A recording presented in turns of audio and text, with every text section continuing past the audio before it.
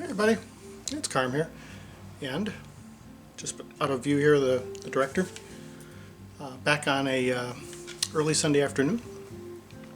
Wanted to come on and talk about an album I've really been enjoying lately.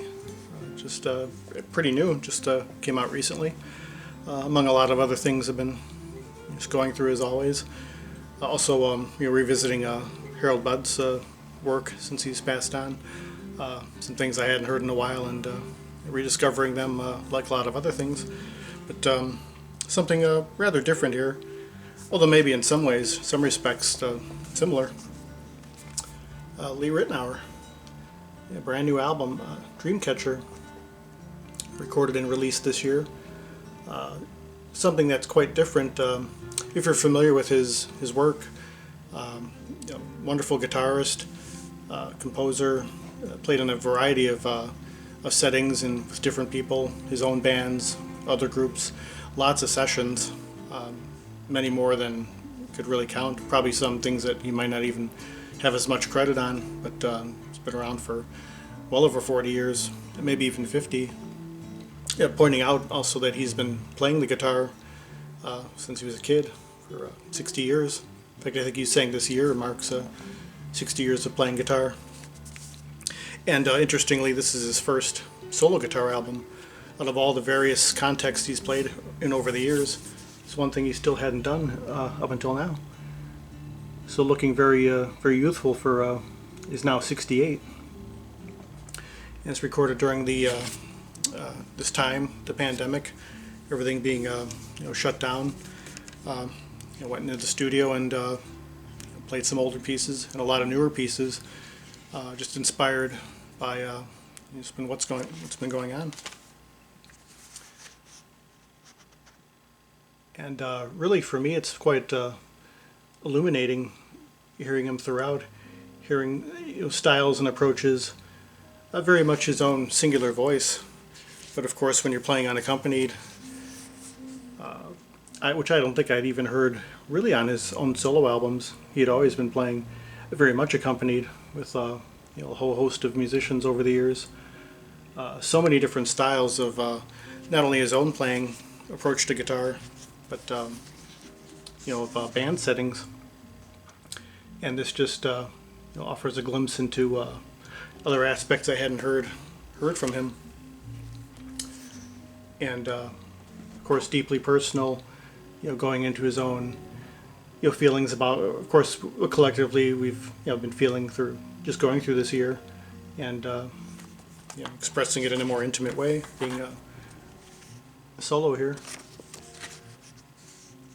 This kind of studio shot there, him kind of at the controls, and playing a variety of different guitars on here, which is nice. Also, getting to hear these a little more up close. Whereas on a lot of his albums, you'll hear those too, but of course, not quite as concentrated. But yeah, beautiful and different stuff here. Starting in with the title cut, Dreamcatcher. It kind of brings to mind, well, it starts off acoustically, which he has played a pretty good deal of acoustic. I think acoustic and electric guitar, or it's an acoustic electric guitar, or amplified acoustic over the years. Probably known more for a little bit more for his electric playing, but starting in acoustically and very gradually overlaying it. It kind of brings to mind not really an ECM production in general, but if you're familiar with Bill Connor's, his early solo work on ECM, did a couple albums, solo guitar albums, kind of brings that to mind. And Sargasso Sea from Ralph Towner and John Abercrombie in the mid-70s, the way he kind of overlays things and kind of the pacing, and maybe even being a little bit more improvisational, kind of, again, more of a close-up into his own kind of working methods, but very beautiful, evocative piece. The pacing of it has a really nice traveling feel to it.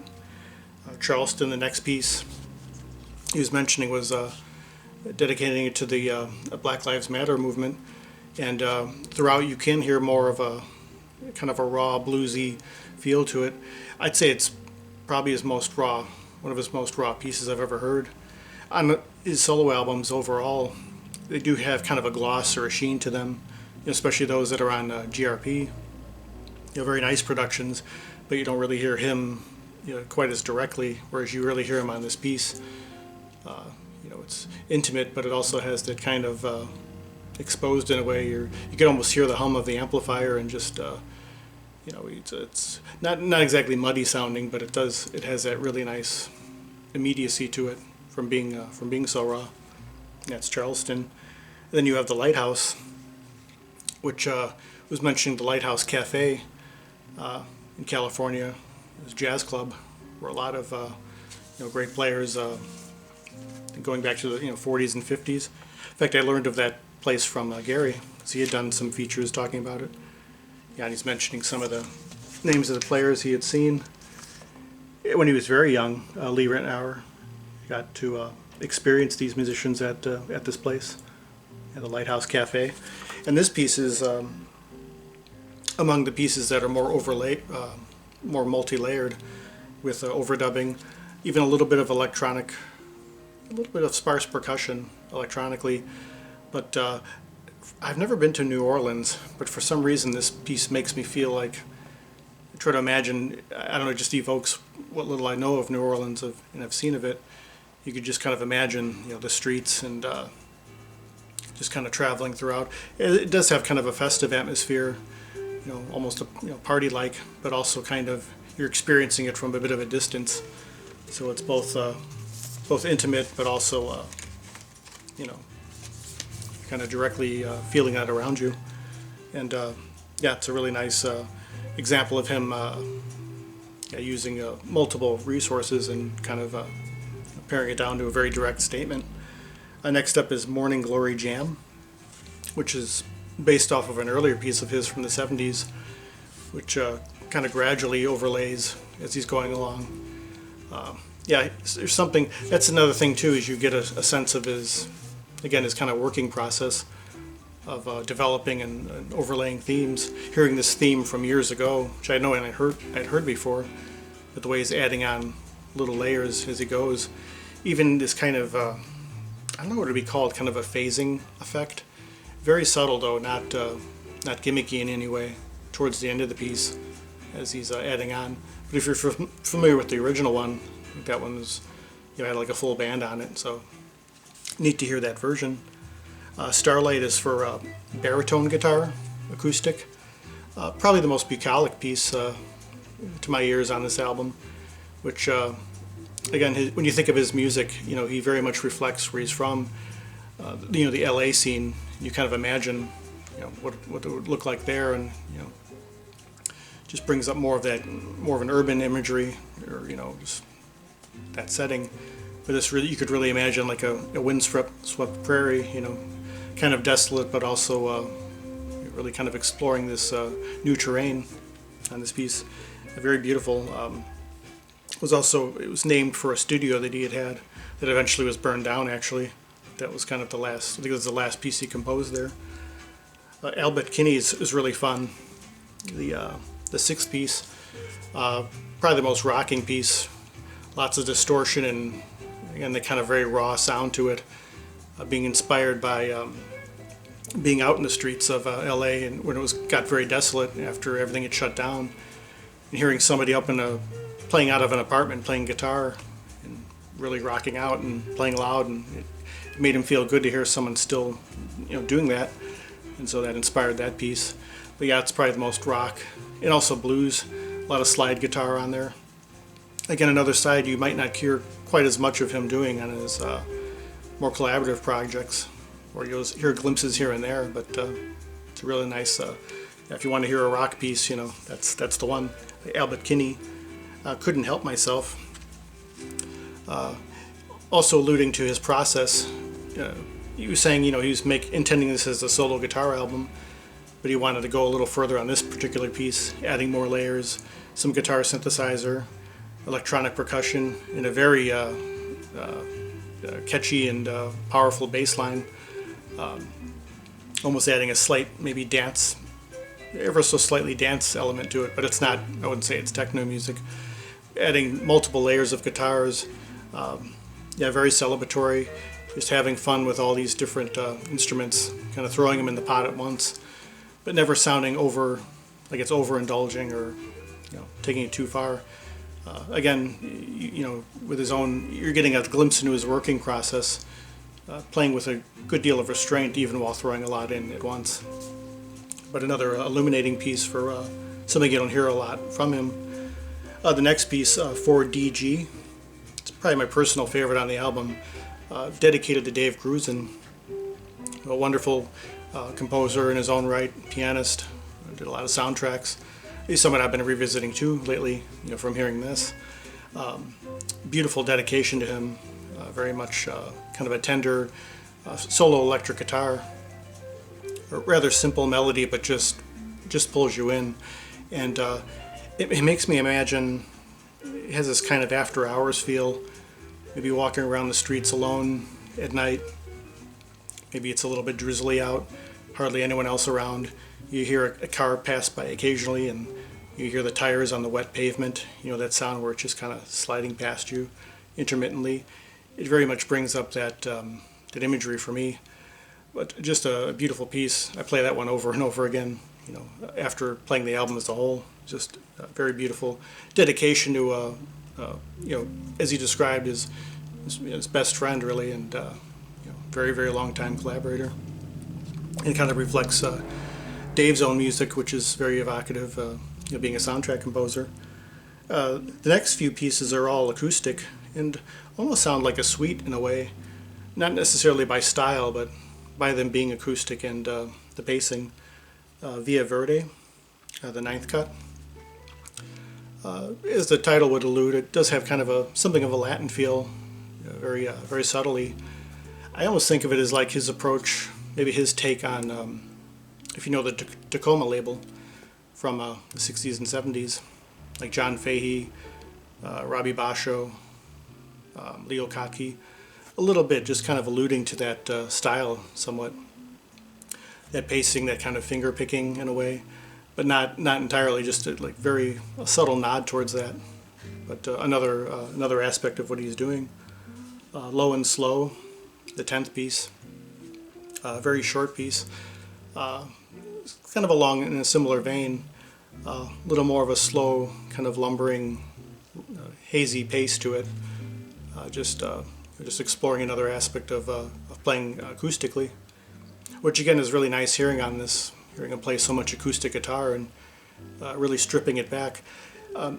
One thing he's really known for, Lee, is his really fast runs. I mean, he's such a technically a wonderful player. Sometimes getting quite flashy, but never overdone. You could hear how good he is, how skilled he is, but still very expressive. And there's not a lot of that on here. He tends to play slower and more. The technical flourishes seem to be a little more hemmed in favor of the composition and really exploring the sound of the instrument and feeling it in the moment.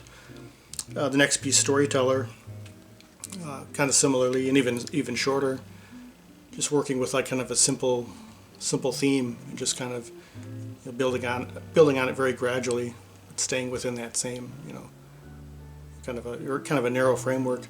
Again, playing with a great deal of restraint throughout the album and kind of economy.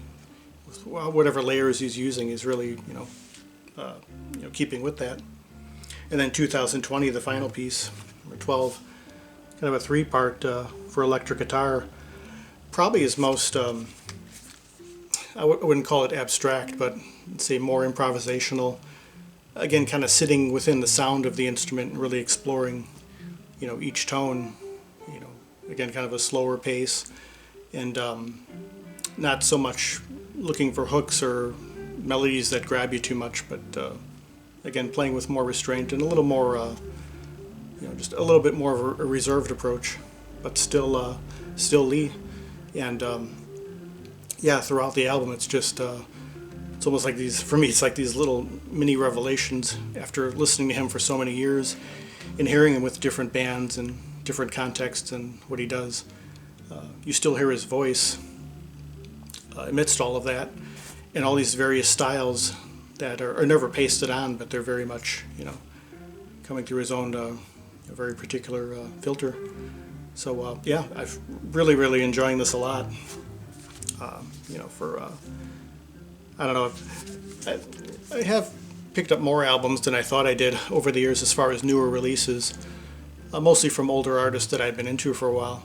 But I'd say this is pretty high up there, as being one of my favorites, even in the short time I've had it.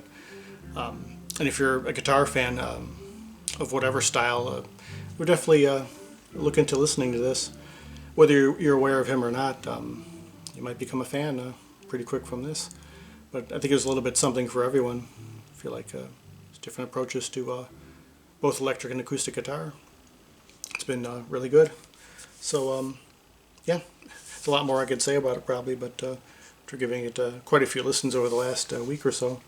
But, yeah, recommend hearing it for yourself. And, yeah, Lee Ritenour still going strong after many decades now. Still fresh approach. I have it playing very lightly in the background, so hoping it doesn't pick it up, so for copyright and all that. But, yeah, definitely check it out. Yeah, Lee Ritenour, Dreamcatcher, 2020 on the Players Club, I think is a label, which I wasn't familiar with before. Yeah. So yeah, check out some Dreamcatcher. Just want to come on real quick and talk about that. And yeah, among other things, just doing a lot of listening and absorbing as always. Hope you're all well, doing as healthy as possible, and we'll see what comes next. To the next one. Peace, love, and joy.